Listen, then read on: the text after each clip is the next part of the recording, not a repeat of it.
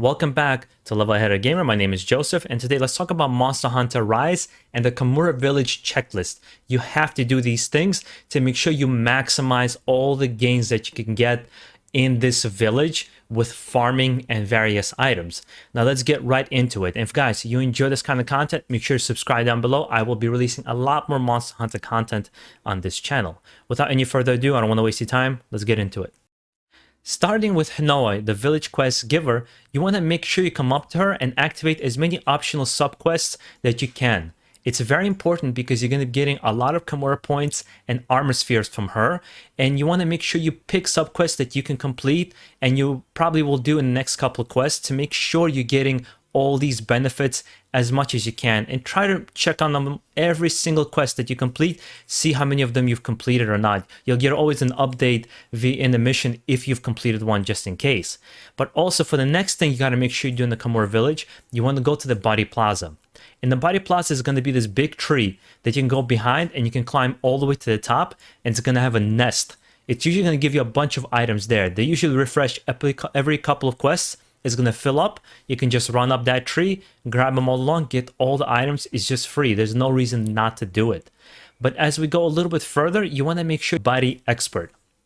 Now the body expert, his job is to train your cats, and the reason you got to do it, or I should say palicos, the reason you want to be training your palicos is because it's going to be very useful to send them out on missions with the Meowcenaries. You can even attach a Lagani apple to it to make sure they're boosted and they're leveling up much quicker, which actually those apples you get often from the nest that I just showed you before. So it kind of plays into it. You could always activate it there and get a little bit extra out of your training, which actually leads me into my next point, is going to the Meowcenaries.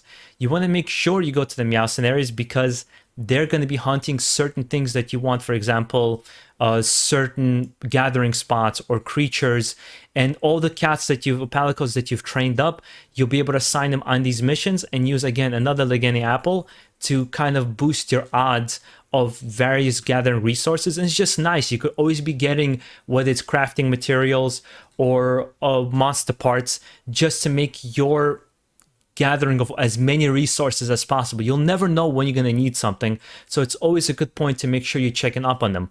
With the buddy expert and your Meowcenary expert here, the reason you could check up on them, you know, if you've put them on the full missions, usually within the 4 to 5 quests, they will complete their whole run, and usually you'll be notified when they've done that to make sure that you can get all the items at once.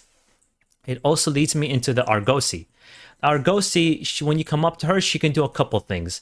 You can buy certain items from her that are rare items that you might need, and they're, you know, sometimes either hard to find out in the world, or you need to mix a combination of things, and you'll spend your Kamura points to buy these things if you want.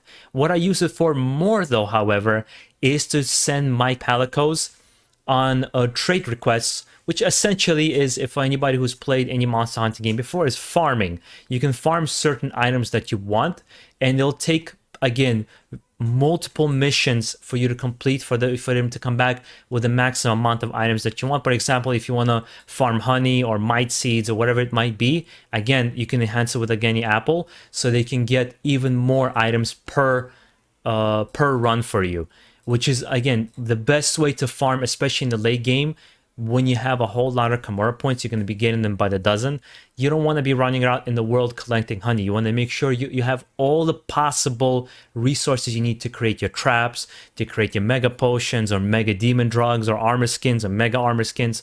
Whatever it might be, you want to have the items at your disposal that will help you kind of complete the quests or make your quests just that much easier. The next thing you got to make sure you do in the Kamura village is come up and go to the market. Now, he usually stands right next to Hinoya with his stand, and when you come up to him, sometimes there's going to be a lottery that you can play, and it'll give you a chance to earn, you know, a bunch of rare items, usually 3 or 4 items, for just 500 Zeni, which is great. You know, you spend almost nothing to get some rare items that you potentially are going to be used, especially further on in the game. And the last thing you guys got to do is make sure you talk to everyone whenever they have a bubble around them. Either they're going to give you some side quests, they might give you some great wire bugs, they might give you some kind of vital information that's like a tutorial. But essentially, anytime you see any kind of bubble for any of the characters in Kamura Village, make sure you come up to them and talk to them, because most likely some sort of useful information, side quest, or something of the sort is always going to be present in that conversation. So it's always worth the time to do it, especially if you want to progress further in this game and get all the useful items. And there you go. These are my checklist things you have to do in the Kamura Village every time you come back from, you know, a couple of quests or whatever it may be, to check up on and make sure you've looked at every single one, so you're maximizing your armor spheres or your resource gathering, or even the nest, just getting free items, or making sure you're taking advantage of the lottery system. Whatever it may be, that you're basically maximizing your time in Monster Hunter as much as possible, and you don't have to waste time farming different resources or going out in the world and gathering certain resources, because you'll have everything at your disposal. And hoarding is a very good thing in Monster Hunter overall. Hopefully, guys, this was useful to you. If it was, make sure you subscribe down below for more Monster Hunter content. And I hope you guys enjoy the rest of your day. Peace out.